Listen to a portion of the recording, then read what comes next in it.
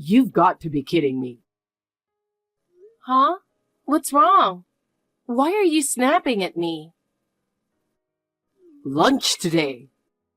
Come on. How long have you been married to me? Is there something wrong with lunch? Wrong? That thing was inedible. So you're saying it wasn't good? It was beyond bad. How could you even serve something that awful to your husband? Yuck. A man like me who's on the fast track to promotion at work, eating something so gross? But you still finished it all, didn't you? This is getting old. Could you stop texting me every time? What's with that attitude? As your husband, I'm just trying to give you some valuable feedback on your cooking. So tell me, what was the worst part of today's lunch? Do I even need to say it? The meatloaf. I mean, it was probably supposed to be the main dish, right? You're really dropping the ball as a wife, you know that? Are you seriously saying that? What? Can't I speak my mind? I mean, you do remember that meatloaf has always been your favorite dish, ever since you were a kid, right? So what? You've bragged about it to me countless times. How your mom is such a great cook, especially her meatloaf. And that I should learn a thing or two from her. Wait, you're not saying... Yep, that meatloaf you called gross today, your mom made it. No way. Oh, it's true. She made too much last night, so she shared some with us. Unbelievable. You didn't even recognize your own favorite dish. I can't believe I said that about my mom's cooking. No, it's just, I've been so stressed at work. I wasn't really paying attention to the taste. Really? But not recognizing your all-time favorite dish? Shut up. Your cooking is always bad, so I just assumed today would be no different. There you go, insulting my cooking again. Anyway, today's meatloaf was made by your mom. So, if you've got complaints about the taste, why don't you take it up with her? How could I possibly tell my mom it was bad? You don't seem to have any problem saying that to your wife. But a wife's job is to make sure her husband has good food to eat. Enough. Isn't today your last day at work before Christmas break? Stop wasting time on this nonsense and focus on your job. Damn it. I really should have kept my mouth shut. Hey, can I talk to you for a second? There's something I wanted to discuss about Christmas. Sure, what's up? Is this about preparing Christmas dinner early? I just started my vacation, so I'm free to come over whenever you need. Oh, no, not this time. Oh? So, I mentioned that we're hosting 25 people for Christmas this year, including Tom's grandmother's birthday celebration, right? Yes, I remember. We were talking about how massive the Christmas dinner would have to be with your sister. Yes, exactly. But then Dave suggested that it might be too much work. So he offered to order Christmas dinner from a restaurant for all 25 of us. He's even covering the cost, so we're taking him up on it. Wow, that's incredibly generous. But what kind of order are you planning for 25 people? Well, we decided to go for a bit of a fancy course to make sure everyone enjoys it. What's on the menu? For starters, we're having smoked salmon and avocado tartare. Then for the main course, there's roasted prime rib and turkey with truffle sauce. That sounds amazing, both dishes. Right? Dave is really looking forward to it too. We'll also have mashed potatoes and green beans, sautéed in almond butter, as side dishes. And there's more, but I can't remember it all right now. That sounds so impressive. It's going to be a true Christmas feast. Exactly.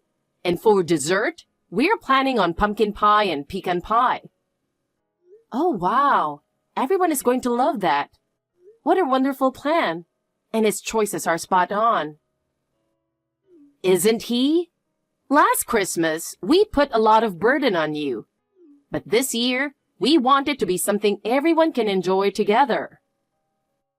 Last year? Yes. I feel bad about how much we relied on you last time. I had hurt my wrist after falling down the stairs, so I couldn't handle a knife. My daughter had to go on a last-minute business trip overseas. And Dave? Well, he's okay with simple dishes. But a full Christmas dinner was too much for him. In the end, you ended up doing everything by yourself. It was unavoidable, really, and I didn't mind at all. I actually enjoy cooking, and I got to try out some new recipes, so it was fun for me. That's what I appreciate about you. But this Christmas, just relax and enjoy the restaurant's Christmas dinner with everyone. Thank you so much. All right. Talk to you later. Yes, take care.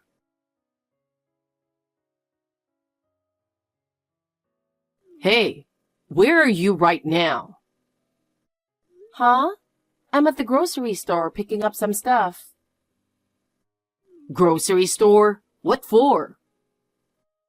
Remember we have that family Christmas gathering at your parents' place today? Your mom asked me to pick up some drinks and snacks. By the way, what are you doing? Weren't you heading to your parents' place already? I just got here, actually. But man, you really can't cook, can you? Excuse me? Seriously, on a day when the whole family gets together for Christmas and you can't make a decent meal? It's pathetic. What are you talking about? I don't understand why you're criticizing my cooking, especially at your parents' place on Christmas. I just took a peek in the kitchen, and there's a ton of Christmas dinner laid out. Oh, that? Yeah, we've got more relatives coming over because it's your grandma's birthday. There's food for like 25 people.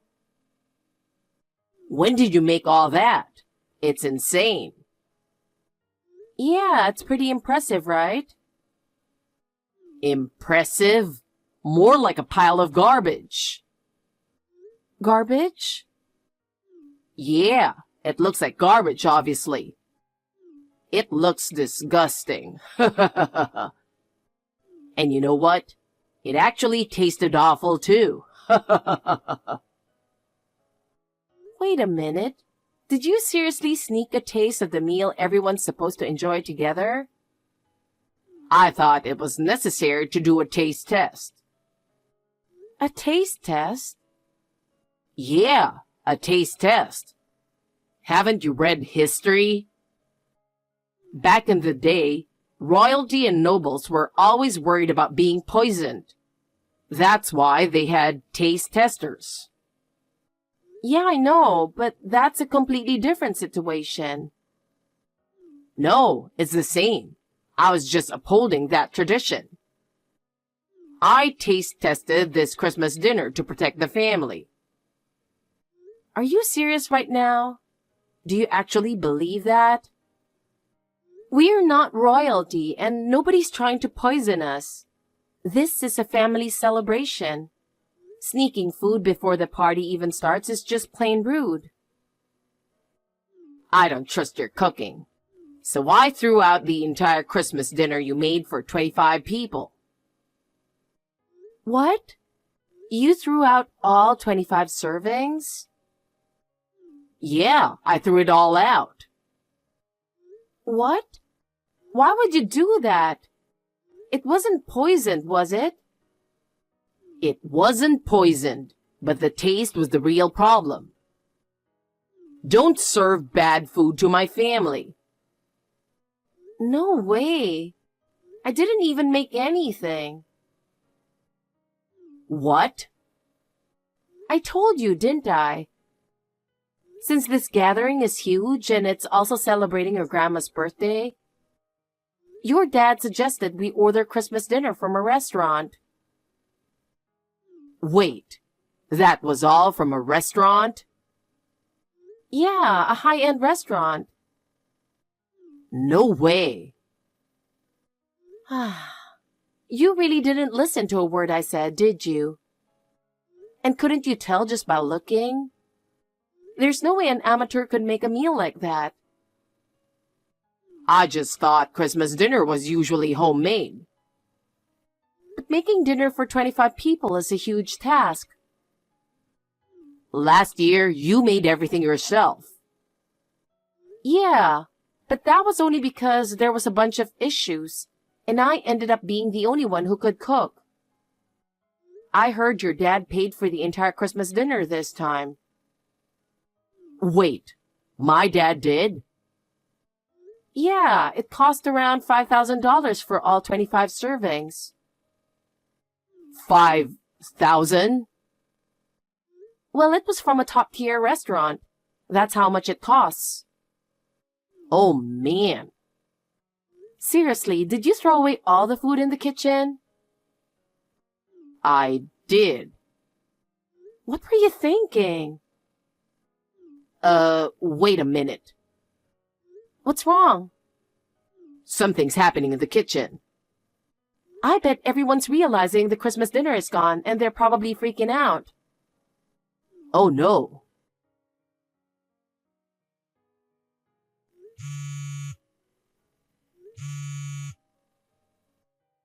Where are you right now? Answer me. I can be wherever I want. You ran away, didn't you?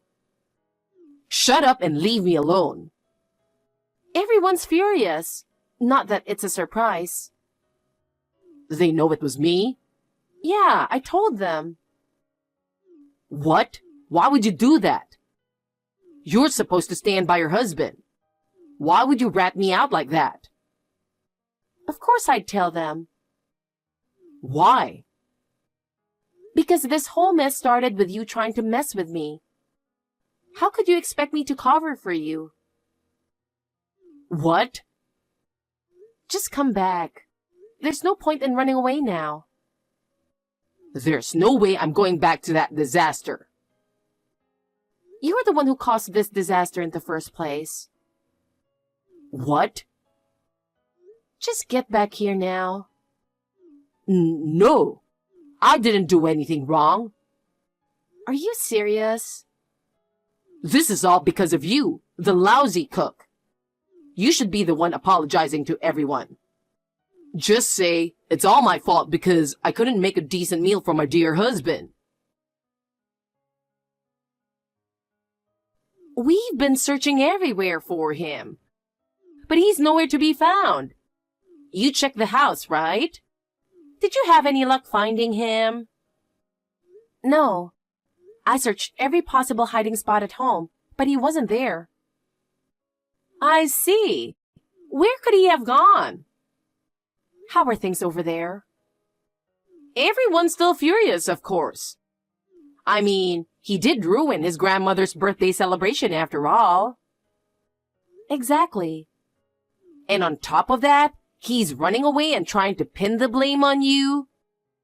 Not to mention, this whole situation stems from his constant criticism of your cooking, which is ridiculous since you're such a great cook. It's hard to admit, but he's really turned out to be a real jerk. I honestly don't know where we went wrong raising him. As a mom, I'm honestly so embarrassed.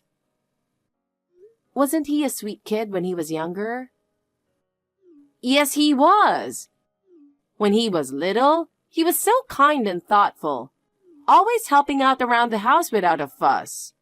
If I was busy, he'd even jump in to wash the dishes. And whenever I made meatloaf, he'd rush into the kitchen saying, "I'll help, Mom." How did he end up so twisted? Maybe we were too overprotective. I'm really ashamed as a mother. Please, don't be too hard on yourself. This isn't about raising a child anymore. He's a grown man who should know better. Thank you. But still, where could he be hiding? This town isn't exactly full of places to hide. Actually, I have one more idea. Oh? In fact, I'm already there, and I'm pretty sure this is where he is. Really? Where is he? I hate to burden you further, especially on Christmas. But this situation isn't going to resolve itself. Where are you? Could you bring as many of the guys as you can and meet me at the address I'm about to send? Okay. I'll gather everyone and head over. You know, hiding isn't going to help you. What are you talking about? Everyone in the family is looking for you. You might as well give up and come out. Did you apologize to everyone yet? I'll come back once I know you've done that. No one thinks I'm the one at fault, so apologizing wouldn't make any difference. What? The truth is, you're the only one who thinks my cooking is bad. Then I'm not coming back.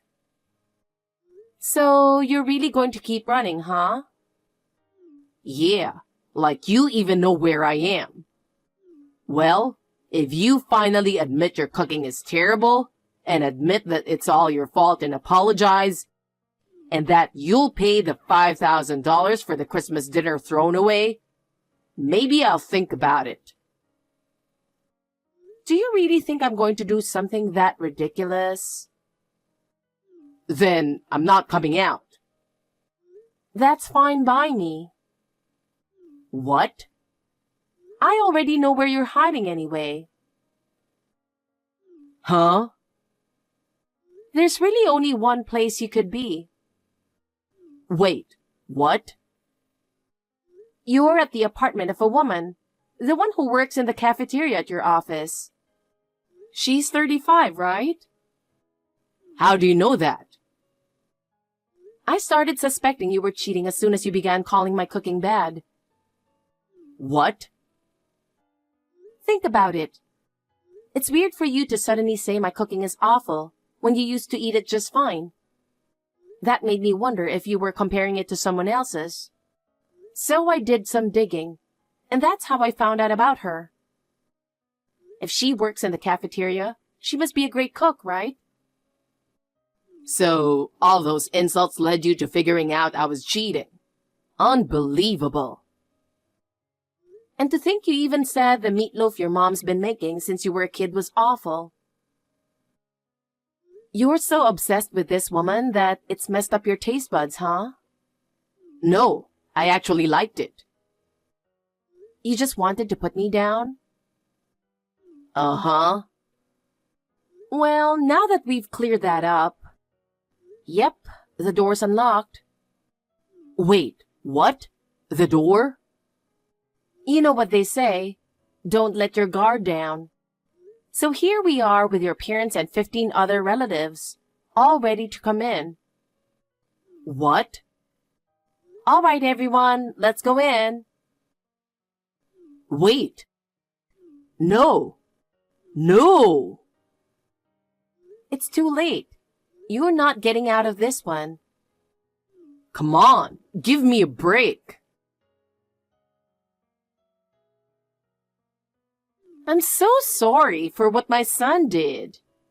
Emily, when he threw out the entire Christmas dinner, I thought there was no way we could still have a party this year. But you saved the day by getting that catering service, and managed to turn things around. Thanks to you, we were able to celebrate both Christmas and Grandma's birthday together. I'm just glad I could help. It's such a shame that the dinner Dave ordered was ruined, though. Yes, it's unforgivable to waste food like that. I'm really sorry. It's all because we spoiled him too much as parents. Please don't feel that way. This isn't your fault. Besides, the divorce with him is finalized and I got the alimony. So everything's settled. You don't need to worry about it anymore. Thank you, Emily. You're truly kind. But I do want to keep you informed. Of course, go ahead. We've disowned him.